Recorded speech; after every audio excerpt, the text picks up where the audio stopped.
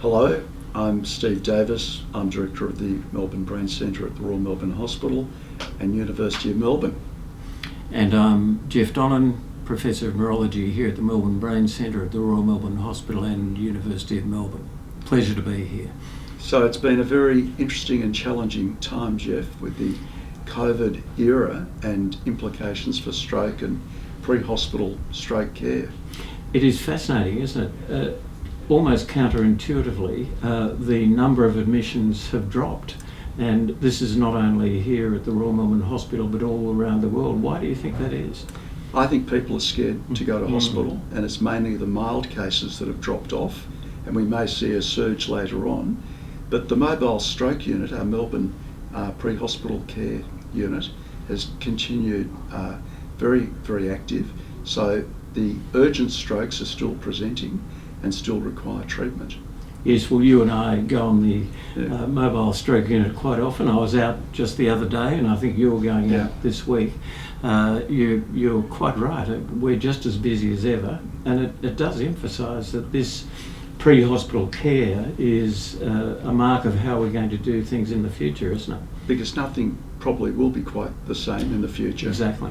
And we think that moving the hospital to the patient, which is the paradigm of the Melbourne Mobile Stroke Unit, could be applied, in fact, around the country. Mm-hmm. And it's interesting, isn't it, that this COVID crisis, which we originally thought was a disease of the lungs, a pneumonia, really is a disease of the blood system. Yeah. And it's causing clots all around the body, and particularly in the brain. And our colleague Tom Oxley in New York has shown that this is particularly so for young strokes, and you and I know that young strokes are increasing in incidence around the world. And I think also the role of telehealth, of moving the treatment to the patient, because we know time is brain, so earlier treatment, better outcomes for really all types of stroke, minor and major, but particularly when we can use TPA or thrombectomy or urgent neurosurgery, speed is of the essence, and that's what pre-hospital care can deliver. So let me ask you, we've got a big picture vision, not just for the Melbourne Brain Centre, but for the whole country that we're trying to put together. Tell us about that. Well, you and I are perhaps engaged in probably the most exciting research you and I have ever done. We say this quite often, don't we, where we have a vision for rolling out pre-hospital stroke care across Australia on mobile platforms, particularly mobile stroke units like the one we've started here in Melbourne, but also in aircraft. And the key to it, isn't it, that we're going to introduce lightweight imaging, because imaging devices at the moment, if we think of CAT scanners in hospitals, weigh about 3 tonnes. The one we've got in a mobile stroke unit weighs about half a tonne.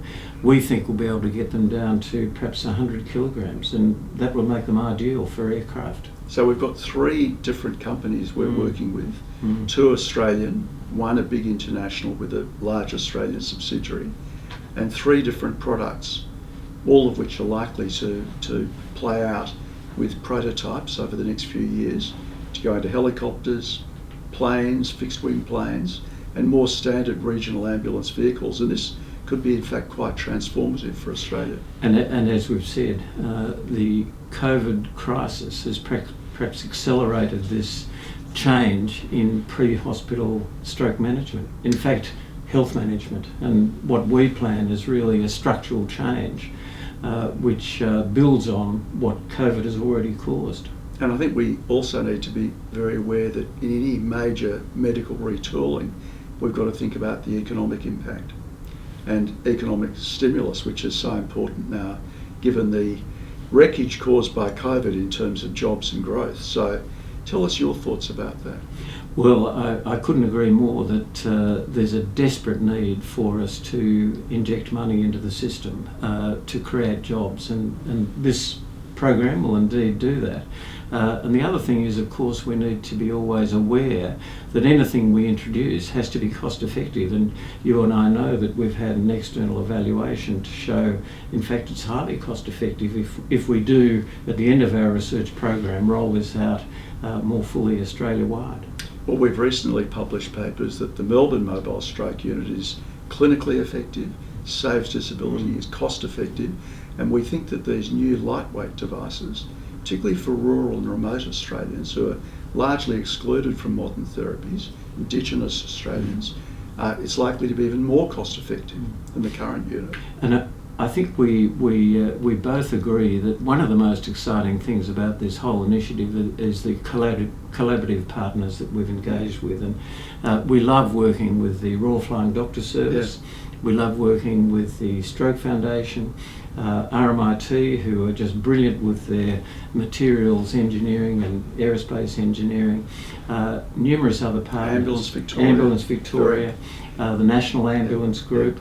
They are just wonderful people and all totally committed to this new endeavour. For everyone around Australia, you can give clot-dissolving agents, thrombolysis, to anyone with a heart attack throughout the country. You can't do that for stroke. Yeah. At the end of our program, we will be able to do that for everyone around Australia with stroke because of these lightweight imaging devices. Which will really be like an ECG of the brain. Exactly.